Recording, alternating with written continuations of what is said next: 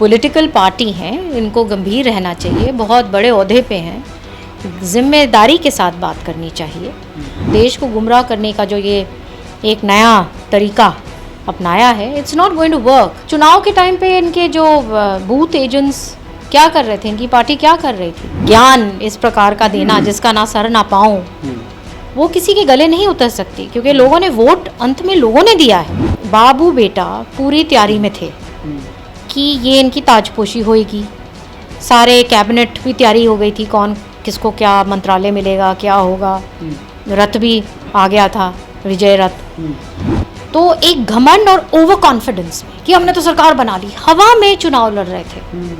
इनको अपने बस केवल यस-मैन चाहिए थे। उनको तैयारी करते करते करते ये नतीजा ये आया कि लोगों ने जिताया नहीं। कुलदीप शर्मा जी का इंटरव्यू देख लीजिए, कितना उन्होंने विस्तार से, जो पूर्व स्पीकर रहे हैं, इतने बड़े ओहदे पे रहे हैं। नमस्कार, आप सत्य खबर देख रहे हैं। इस वक्त मैं दिल्ली में हूं और मेरे साथ मौजूद हैं कैबिनेट मंत्री श्रुति चौधरी।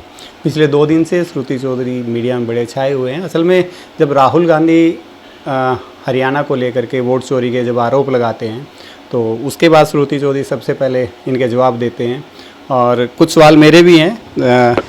श्रुति, सबसे पहले बहुत स्वागत है आपका। Thank you. ये बवाल जो किया करके राहुल गांधी ने, कहते हैं कि हरियाणा में वोट चोरी होगी और सब जगह इसी तरीके से, आप क्या कहेंगे इस पे? क्या कहना, ये मुद्दा ही और ये जो तरक ही एक अद्भुत तरक लेके आए हैं। पॉलिटिकल पार्टी हैं, इनको गंभीर रहना चाहिए, बहुत बड़े ओहदे पे हैं, जिम्मेदारी के साथ बात करनी चाहिए। और मैं तो इतना ही कह सकती हूँ कि बेबुनियाद बातें करके और देश को गुमराह करने का जो ये एक नया तरीका अपनाया है, it's not going to work, क्योंकि लोग अंत में समझते हैं डिफरेंस क्या है। और जब भी अपना उन्होंने निर्णय लिया है, सेंटर में भी और स्टेट में भी, तो जिस प्रकार से उन्होंने कहा कि एक एक विधानसभा मुलाना को लेकर के वो कहते हैं कि एक ही के नाम पे 22 वोट हैं, और इसी प्रकार से राय का भी जिक्र करते हैं। ये क्या मतलब है? ये सब चुनाव के टाइम पे इनके जो बूथ एजेंट्स क्या कर रहे थे, इनकी पार्टी क्या कर रही थी, और तो ये सारा की सारा, अगर ये सारी की सारी जो ये बातें कर रहे हैं, इसका तो कोई आधार है ही नहीं। क्योंकि देखिए, इनका संगठन नहीं है, कोई टीम नहीं है, सिर्फ वहाँ पे खड़े होकर बात करनी ही और एक ज्ञान इस प्रकार का देना जिसका ना सर ना पाँव, वो किसी के गले नहीं उतर सकती, क्योंकि लोगों ने वोट अंत में लोगों ने दिया है। तो लोग जानते हैं उन्होंने किसको वोट दिया है। तो ये तो इनकी एक्चुअली इनके साथ क्या हुआ, ये बाबू बेटा पूरी तैयारी में थे कि ये इनकी ताजपोशी होएगी, सारे कैबिनेट भी तैयारी हो गई थी, कौन किसको क्या मंत्रालय मिलेगा, क्या होगा, रथ भी आ गया था, विजय रथ। तो एक घमंड और ओवर कॉन्फिडेंस में कि हमने तो सरकार बना ली, हवा में चुनाव लड़ रहे थे, ज़मीन पे तो थे ही नहीं। ज़मीन के ऊपर क्या चल रहा है, मुद्दे क्या हैं, लोगों का संगठन वाज एब्सेंट। आपस में फिर ये एक दूसरे को हराने की, वो तो एक नॉर्मल प्रक्रिया चलती है कांग्रेस में। वो तो एक कांग्रेसी होने का मतलब ही ये है कि जिस पार्टी में आप हो, वहाँ पे जो पार्टी में है उसमें तो आपने वोट डालना ही नहीं है। तो ये सारा कर करके बहुत पार्टी की स्पिरिट और आम वर्कर की स्पिरिट, जो मनोबल है, वो टूट चुका था। क्योंकि उनके जो अच्छे नेता, लड़ने वाले लोग, जिन्होंने अपनी टीम्स बना रखी थी, जो सर्वे में ऊपर थे, उनको टिकट्स डाली नहीं, दी नहीं। तो ताकि, क्योंकि ये वो इनके यस-मैन नहीं थे, इन दोनों बाबू बेटे के, तो इनको अपने बस केवल यस-मैन चाहिए थे। उनको तैयारी करते करते करते ये नतीजा ये आया कि लोगों ने जिताया नहीं। जब आपने बीजेपी ज्वाइन की, तब आपको लगता था कि बीजेपी इस प्रकार का मैंडेट लेके आएगी? देखिए, कांग्रेस से मैं उब चुकी थी और कांग्रेस हर तरीके से मेरे दिमाग में वो आ गई थी बात कि ये बीमारू दल है। इनका कोई भला नहीं कर सकता, और कुछ भी हो जाए ये इसी रास्ते पे चलेंगे, ये कोर्स करेक्शन करने लायक ही नहीं है।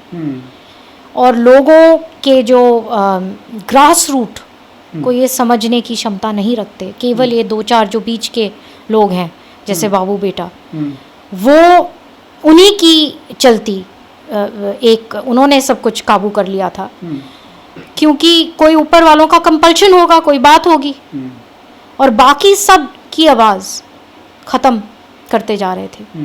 तो एज अ रिज़ल्ट ये पार्टी क्या है, एक टीम ही तो है ना। कोई किसी रोल में है, कोई एमएलए के रोल में है, कोई एमपी के रोल में है, कोई मंत्री के रोल में है, कोई कार्यकर्ता के रोल में है, कोई डिस्ट्रिक्ट प्रेसिडेंट है, चीफ मिनिस्टर हैं। तो इस प्रकार से अलग अलग दायित्व में सब अपने होते हैं। यहाँ पे केवल एक मैं और मेरा, तो वहाँ जाकर फिर पार्टी बिल्कुल श्रिंक करने लग गई, और ये ऊपर जो लीडरशिप को समझ में नहीं आई बात, क्योंकि उनकी आदत पड़ी हुई है कि बहुत सालों तक राज किया है, तो ये कोई सोच भी नहीं सकता था कि ऐसे भी कांग्रेस इस रूप में कभी आ जाएगी। तो ये जो कहते हैं कि कि इसलिए जो मतदान जब होता है तो अच्छे बड़ों का घमंड टूट जाता है। अच्छा, आपको नहीं लगता कि अब तो पार्टी के ही बहुत सारे नेता खिलाफ बोलने लगे हैं? खैर आप लोग तो दूसरी पार्टी में आ गए तो बनता भी है, पर पार्टी में ही भीतरघात कहिए या फिर आपस में फूट फटावल बहुत है। बिल्कुल, आप कुलदीप शर्मा जी का इंटरव्यू देख लीजिए, कितना उन्होंने विस्तार से, जो पूर्व स्पीकर रहे हैं, इतने बड़े ओहदे पे रहे हैं, और हुड्डा जी के करीबी में से उनकी गिनती हमेशा रही है, उन्होंने क्या क्या नहीं, उनका पूरा इंटरव्यू देखिए आप। संपत सिंह जी का तमाम उन्होंने जो खुलासे करे हैं। कुमारी शैलजा जी ने तो हमेशा ही एक संघर्ष किया है, उनके साथ क्या क्या चुनाव में इन्होंने किया, और ये तमाम कैप्टन अजय यादव, बहुत सारे ऐसे अनुभवी नेता हैं, और जो इसलिए लोग छोड़ के उनको जाना पड़ा, क्योंकि ब्रिजेंद्र वापस आए हैं बीजेपी छोड़ करके कांग्रेस में, वीरेंद्र सिंह भी, दोनों बाप बेटा वो भी आए हैं। उनके निर्णय को लेकर के आप क्या सोचते हैं? आप तो यात्रा भी निकाल रहे हैं। मुझे क्या सोचना, वो अपना निर्णय खुद उन्होंने लिया है, और वो बिल्कुल उसमें सक्षम है अपना निर्णय लेने के लिए। वो अपनी खुद की अब यात्रा अपनी अकेली निकाल रहे हैं, उसमें कोई अब आधी इनको पता नहीं कौन चल रहा है कौन नहीं चल रहा है, पूरी कन्फ्यूजन है, क्योंकि कई बयान आए हैं। वो हिसार वाले जो हैं एमपी, उन्होंने कहा है कि जी मैं तो कांग्रेस की यात्रा में चलूँगा, ये तो कांग्रेस के आदेश नहीं है, फिर कोई कुछ कह रहा है, फिर कोई चल रहा है, कोई, तो ये तो खेमों में बटे पड़े हैं, सब अपनी अपनी पकड़ बनाने की कोशिश कर रहे हैं, पॉलिटिकली रेलेवेंट, कि वो पॉलिटिकल रूप से अब जिंदा तो रहना है ना। पर आपको लगता है कि हार के बावजूद भी कुछ नहीं बदला, सब वही है? वो तो रहना ही है, ये केपेबल ही नहीं है, बीमारू पार्टी है, इट्स अ इट्स जिसको कहते हैं ना कोमाटोज है, ये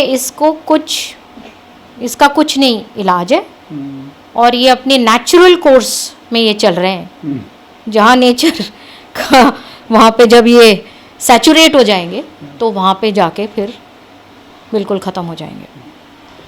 बिल्कुल, श्रुति चौधरी साफ तौर पर कहती हैं कि कांग्रेस अब एक बीमारू पार्टी है, और इस शब्द का वो बार बार प्रयोग करती है। खैर अब कांग्रेस को सोचना भी होगा और देखना भी होगा कि क्या वो सच में बीमार है, या फिर प्रदेश में अब वो कुछ फिर से मेहनत करेंगे।